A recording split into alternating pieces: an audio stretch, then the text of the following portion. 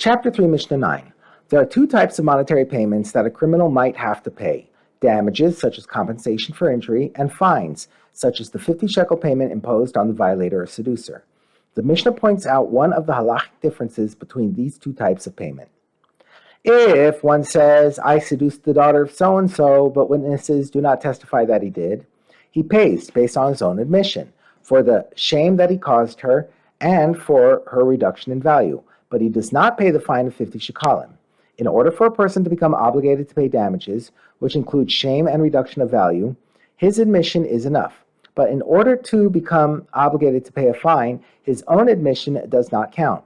Rather, the testimony of witnesses or similar proof is required.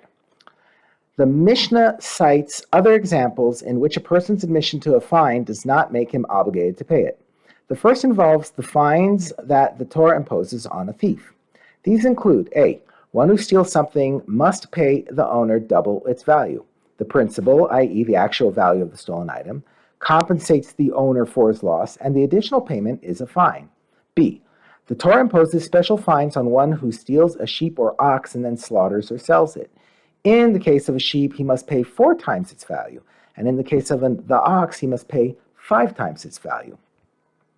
If one says, I stole a sheep or ox and I slaughtered it, or I stole a sheep or ox and I sold it, he pays the principal based on his own admission. But he does not pay the double payment, or the 4-fold payment in the case of a sheep, or the 5-fold payment in the case of an ox, because these additional payments are fines, which are not payable on the basis of the thief's own admission.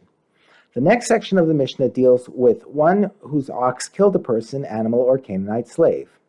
If someone says, my ox killed so-and-so, or my ox killed the ox of so-and-so, he pays the value of the person or the ox on the basis of his own admission, because these payments are not fines. However, if someone says, my ox killed the Canaanite slave of so-and-so, for which a payment of 30 shekalim is applicable, he does not have to pay on the basis of his own admission, because this payment is a fine.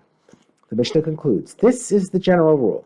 In every case where one may pay more than what he damaged, the payment is a fine, and so one does not pay on the basis of his own admission.